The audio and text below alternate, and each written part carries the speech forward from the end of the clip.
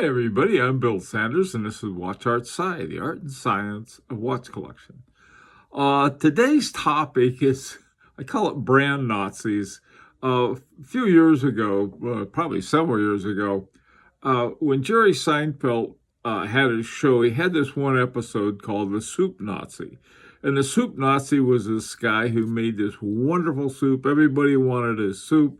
And when they went in there, though, they had to follow these very strict rules.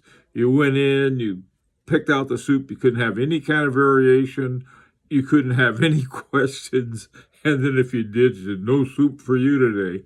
And there was a recent thing, a guy bought a watch, and it sounded like the brand Nazis. First you do this, and then you do this, and then you must not ask any questions, any variations or anything else. I thought, well, okay. And so what I thought I'd do is take a look at something that to me is far more interesting as a watch collector. And of course, as usual, it has to do with these really top-notch watchmakers. Today, I'd like to take a look at Vincent Calabresi. The name of his company is NHC Vincent Calabresi.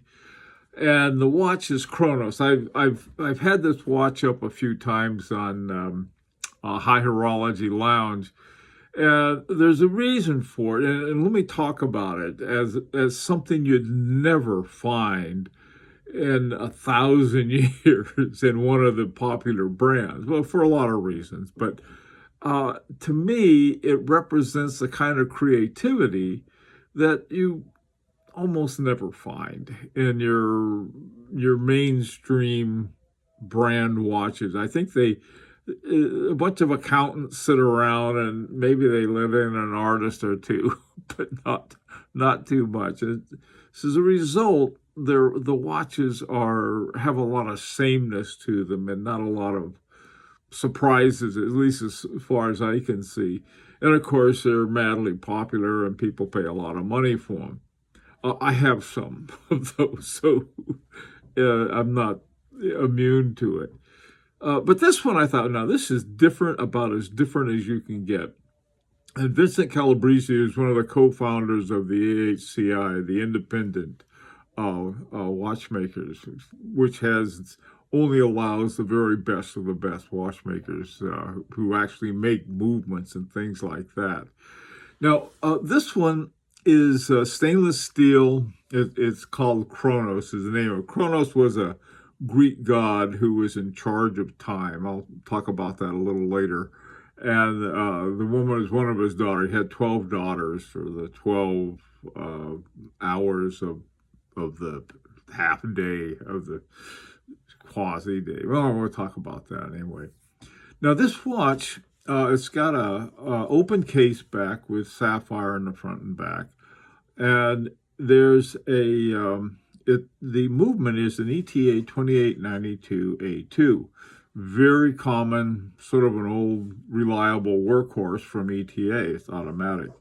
Has a 42-hour charge to it, and as an automatic, it doesn't quite matter as much, but it's nice to have. Now, it has on it, the reason that I like it has what is called wandering hours, and we'll take a look at that a little later.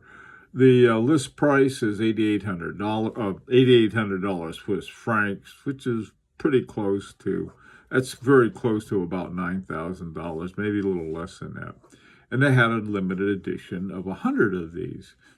And the reason that this was interesting is that sort of the brand Nazis, they have everybody marching in, do this, do that, and so forth. And I don't think a lot of people are going to like this kind of watch. They like the other kind.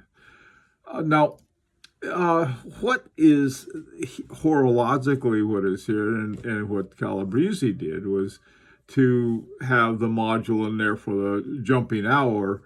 And the jumping hour window moves around, and then there's a pointer on the end of the hour circle that points to the minute.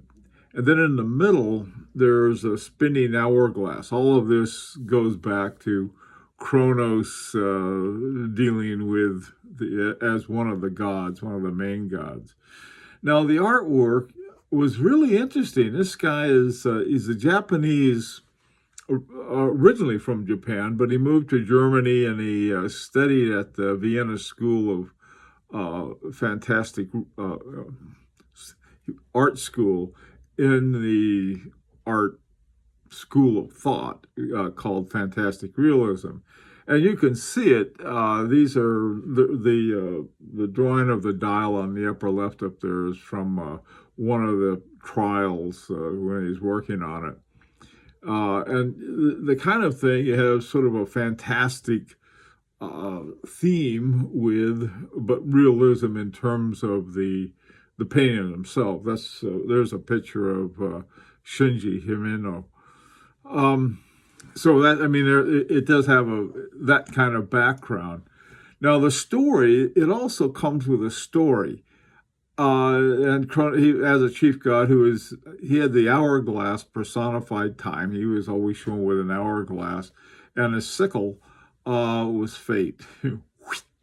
That's the end of it. Now, one of his daughters there is depicted pursuing youth vainly, and you know, you can't keep up with it. And it was an interesting. I mean, here you have this thing from Greek mythology, and Kronos is a piece of work. The whole story behind that guy. He's also, I think it was called Saturn in Roman mythology. And the guy was really, I mean, far more than just keeping track of time. So this is a watch, like I said, not for everyone, but fun. When you get away from the brand Nazis, you can find all kinds of interesting things. This is my Daniel Roth, and its movement is a El Primero, but this type of design is his. This one is by Kristen Vanderklaw, but it too has an ETA movement in it, but the complication is by Kristen Vanderklaw. And then this Harry Winston, you have it, of course, Harry Winston didn't do any of his own stuff, but he hired really good people to do it. And so you have the movement is by Gerard Perregaux, and then the dual retrograde is by Agenor, Jean-Marc Viderec. So you get stuff like that. I mean, when you get away from this rigid kind of thing, you get a lot of interesting stuff, which is also far more affordable. I've seen limited editions, there's 2,000. You know, it's limited. I mean, every edition's limited. Well, anyway, this is sort of a walk on the wild side, and not everyone's going to like this. And in fact, a lot of them they like to use the term I take a hard pass. Who cares? This is having fun. Anyway, I love to hear your comments, and don't be shy. You can say hard pass if you want. Let me hear what you have to say, what you think. And until next time, this is Bill Sanders for Watch Outside the Art and Science of Watch Collection.